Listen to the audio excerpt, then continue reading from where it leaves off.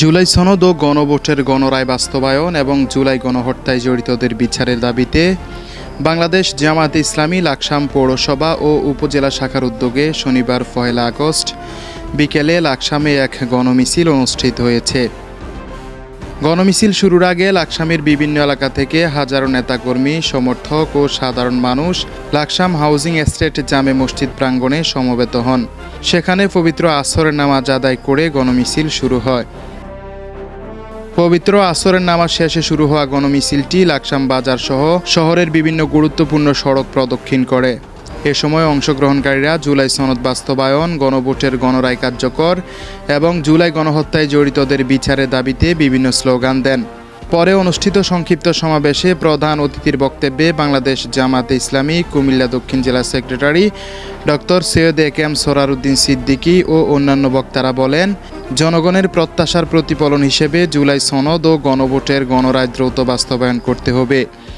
একই সঙ্গে জুলাই গণহত্যায় জড়িতদের নিরপেক্ষ তদন্তের মাধ্যমে আইনের আওতায় এনে দৃষ্টান্তমূলক শাস্তি নিশ্চিত করতে হবে।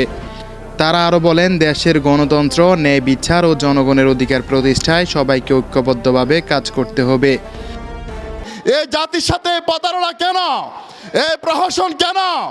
আপনারা কি ভেবেছেন আগের মতো তাদের মতো আপনারা 17 বছর দেশ চালাবেন? এই সুযোগে জনগণ আর দেবে না। এই নতুন প্রজন্ম যে আন্দোলন করতে শিখেছে, নতুন প্রজন্ম জানে কিভাবে সরকার নামাতে হয়। আমরা এটা চাই না যে এই সরকারের মেয়াদ মাত্র 5 বছর। আমরা আপনাদেরকে মেয়াদ পূর্ণ পর্যন্ত দেশ চালানোর সুযোগ দিতে চাই, কিন্তু আপনারা এমন পরিবেশ তৈরি করবেন না। আপনারা শুধু জুলাই সনদ নয়, নির্বাচনের আগে আপনারা যে 31 দফা দিয়েছেন, দয়া করে সেই দফাগুলো পড়েন।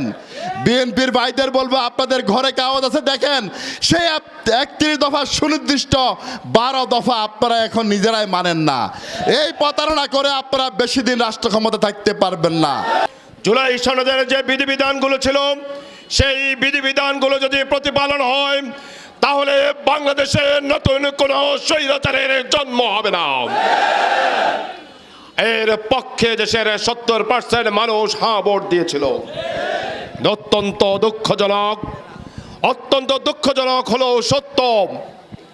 এক সময় আপনারা বলেন জুলাই সনদ হচ্ছে একটি প্রতারণার দলিল, আবার যখন জনগণ রাজপথে নামে তখন বলেন জুলাই সনদের প্রতিটি অক্ষরে অক্ষরে আমরা পালন করবো। ঠিক কিনা বলেন?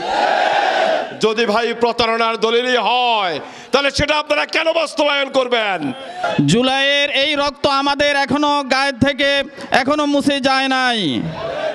এই 17 বছরের নির্যাতন আমরা এখনো ভুলি নাই।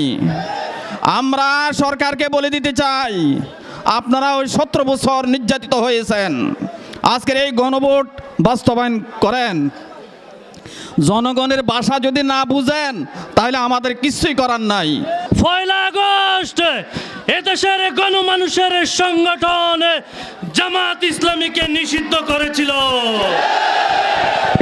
আল্লাহর হুকুম, আমার আল্লাহ রাব্বুল আলামিনের পরিকল্পনায় 4 দিনের ব্যবধানে ফ্যাসিস্ট সরকার বাংলাদেশ থেকে নিষিদ্ধ হয়েছে। শুধু নিষিদ্ধ হয় নাই, বাংলাদেশ থেকে তারা পালিয়ে যেতে বাধ্য হয়েছে। আমরা শুনতেছি যে সে দেশে আসবে, ডিসেম্বরে আসবে। আমরা বলবো আপনি আরো আগে আছেন।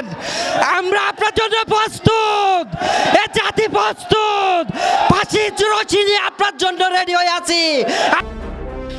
সমাবেশে বাংলাদেশ জামাত ইসলামী লাকসাম পৌরসভা ও উপজেলা শাখার নেতৃবৃন্দ সহ বিভিন্ন পর্যায়ে দায়িত্বশীল ব্যক্তিরা উপস্থিত ছিলেন।